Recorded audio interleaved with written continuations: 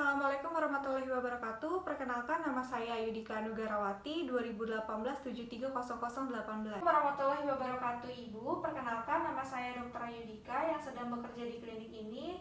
Saya akan melakukan pemeriksaan kesadaran yang bertujuan untuk menilai tingkat kesadaran menggunakan Glasgow Coma Scale.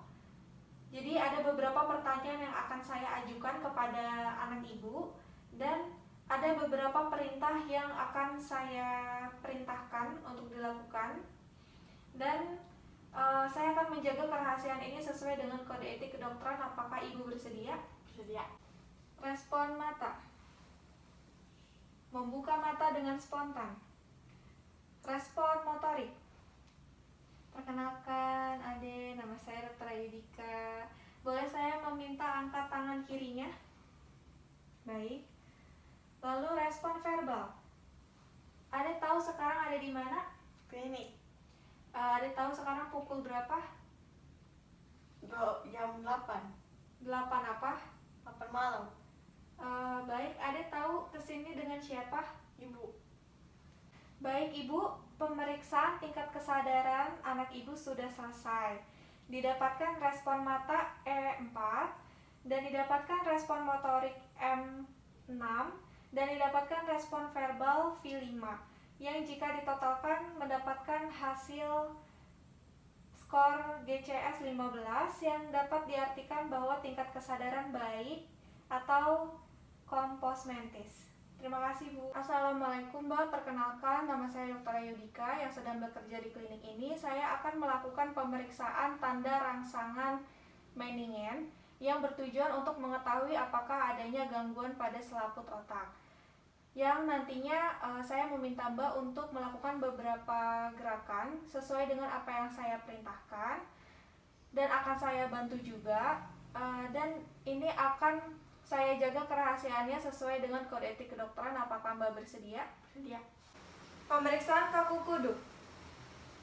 Klien diminta dalam posisi berbaring terlentang tanpa menggunakan bantal dan pemeriksa berada di sebelah kanan klien. Tangan kiri pemeriksa berada di bawah kepala klien. Lalu merotasikan ke kanan dan ke kiri. Setelah itu, tangan pemeriksa berada di bahu klien untuk memastikan bahwa terdapat gerakan bebas dan klien dalam keadaan rileks. Lalu setelah itu, tangan kiri pemeriksa berada di bawah kepala klien dan tangan kanan pemeriksa berada di atas dada klien. Lalu memfleksikan kepala klien hingga mencapai dada.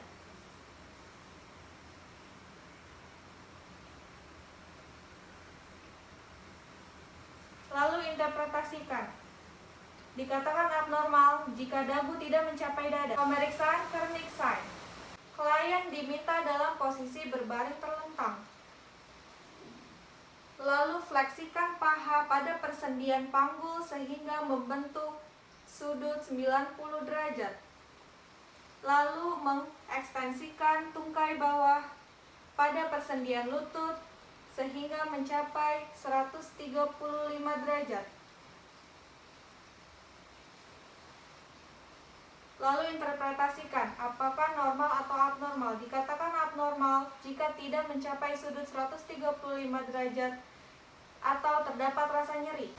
Pemeriksaan Brudzinski neck sign. Klien diminta dalam posisi berbaring terlentang.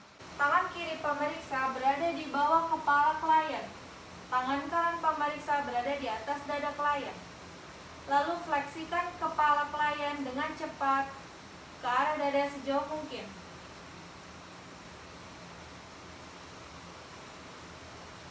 Lalu interpretasikan, dan bila hasilnya positif, maka kedua tungkai mengalami fleksi involuntar. Pemeriksaan Brudzinski contralateral leg sign. Klien diminta dalam posisi berbaring terlentang. Satu tungkai difleksikan secara pasif pada sendi panggul dan satu tungkai lainnya dalam keadaan lurus atau ekspansi. Lalu interpretasikan. Bila hasilnya positif, maka salah satu tungkai akan terjadi fleksi involunter pada sendi panggul dan lutut kontralateral. Brzezinski Csikszentmihalyi. Klien diminta dalam posisi berbaring terlentang, lalu pemeriksa menekan tulang zigomatikus. Lalu interpretasikan, dikatakan positif apabila terdapat fleksi involunter pada ekstremitas atas. Baik Mbak, pemeriksaan tanda rangsangan meningen sudah selesai. Mulai dari pemeriksaan kaku kuduk, Kernig sign, Brzezinski neck sign, Brzezinski contralateral leg sign, Brzezinski cheek sign, semua didapatkan hasil yang negatif yang artinya normal. Terima kasih Mbak. Assalamualaikum Mbak. Perkenalkan, nama saya Dr. Ayudika. Saya yang sedang bekerja di klinik ini. Saya akan melakukan pemeriksaan iritasi radix yang bertujuan untuk menilai apakah adanya nyeri pada tungkai Mbak. Lalu saya akan meminta Mbak untuk melakukan beberapa gerakan sesuai dengan apa yang saya perintahkan. Dan saya akan menjaga kerahasiaan ini sesuai dengan kode etik kedokteran. Apakah Mbak bersedia? Bersedia. Pasien diminta dalam keadaan berbaring terlentang. Pemeriksa mengangkat salah satu tungkai pasien dengan sendi lutut diekstensikan hingga mencapai sudut 70 derajat. Dikatakan positif apabila terdapat nyeri radikular jika lutut diekstensikan dan tidak mencapai sudut 70 derajat. Dan pemeriksaan ini dilakukan pada sisi kontralateral. Baik Mbak, pemeriksaan iritasi radix sudah selesai dan hasilnya negatif yang artinya normal. Terima kasih Mbak. Assalamualaikum Mbak, perkenalkan nama saya Dr. Ayudika. Saya yang sedang bekerja di klinik ini. Saya akan melakukan pemeriksaan refleks fisiologi dan pemeriksaan refleks patologi yang bertujuan untuk mengetahui apakah adanya gangguan terhadap suatu rangsangan. Jadi ada beberapa yang saya perintahkan kepada Mbak untuk dilakukan dan akan saya bantu. Dan saya akan menjaga kerahasiaan ini sesuai dengan kode etik kedokteran. Apakah Mbak bersedia? Bersedia. Pemeriksaan refleks fisiologi. Pemeriksaan refleks biceps. Klien dalam posisi duduk. Fleksikanlah lengan klien dan lengan bawah dalam posisi ekstensi di antara ekstensi dan fleksi. Dan sedikit pronasi. Lalu letakkanlah siku klien pada tangan pemeriksa. Letakkan ibu jari pemeriksa di atas tendo bicep. Lalu pukullah tendo bicep menggunakan refleks hammer.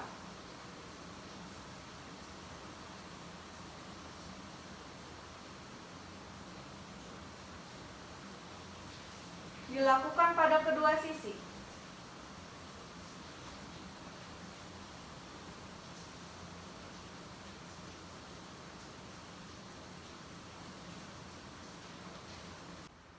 Pemeriksaan refleks tricep. Klien dalam posisi duduk. Lalu tempatkan lengan bawah dalam posisi di antara fleksi dan ekstensi dan sedikit pronasi. Lalu meminta klien untuk merelaksikan lengan bawahnya. Setelah itu memukul bagian tendo otot tricep pada fossa olecrani. Dilakukan pada sisi sebelahnya. Pemeriksaan refleks brachioradialis. Klien dalam posisi duduk. Lalu diminta fleksikan lengan. Lalu lengan bawah diposisikan di antara fleksi dan ekstensi, serta sedikit pronasi. Lalu letakkan lengan klien di atas lengan pemeriksa. Lalu diminta untuk merelaksasikan lengan bawah sepenuhnya. Setelah itu, pukullah tendo brachioradialis pada radius bagian distal.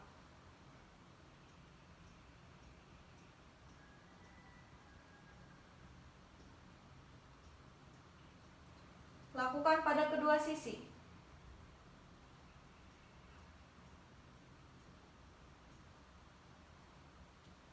Pemeriksaan refleks patella. Mintalah klien dalam posisi duduk kaki menjuntai. Lalu palpasi bagian tendok kanan dan kiri untuk memastikan bahwa berada di bagian yang tepat. Setelah itu pegang paha bagian distal, lalu pukul bagian tendok patella menggunakan hammer dengan gerakan cepat.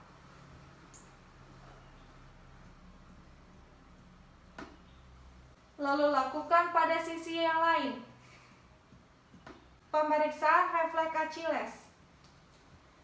Meminta klien untuk duduk dalam posisi kaki menjuntai, lalu renggangkanlah tendon Achilles dengan menahan ujung kaki ke arah dorsofleksi. Lalu setelah itu memukul bagian tendon Achilles dengan ringan dan cepat. Lakukan sebelahnya.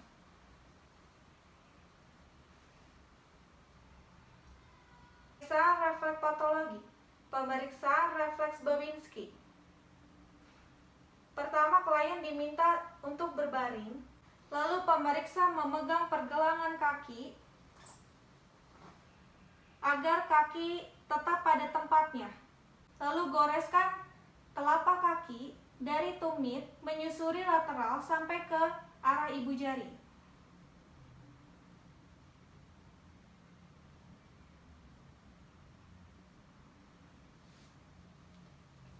Lakukan pada kedua sisi.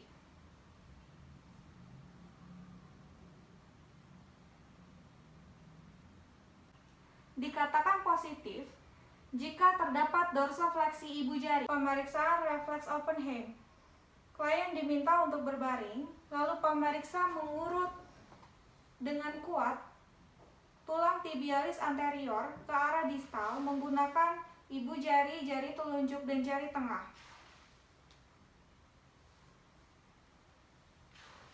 Lakukan pada sisi yang satunya. Dikatakan positif apabila terdapat dorsofleksi pada ibu jari kaki. Pemeriksaan refleks Hoffmann-Tromner. Klien diminta untuk duduk, lalu pemeriksa memegang pergelangan tangan klien, setelah itu jari yang difleksikan. Setelah itu, pemeriksa menggunakan ibu jari untuk menggores dengan kuat ujung jari tengah klien.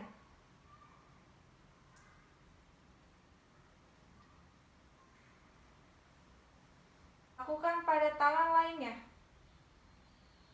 Dikatakan positif apabila ada gerakan menggenggam pada jari 1, 2, 4, atau 5. Tromner sign. Pemeriksa mengangkat jari tengah klien dalam keadaan ekstensi pasial.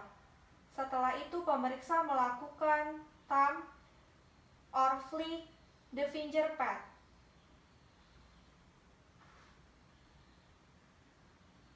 Lakukan pada sisi satunya. Katakan positif apabila ada gerakan menggenggam pada jari 1, 2, 4, atau 5. Baik, Mbak, untuk pemeriksaan refleks fisiologis dan refleks patologis mendapatkan hasil yang negatif yang artinya normal. Terima kasih.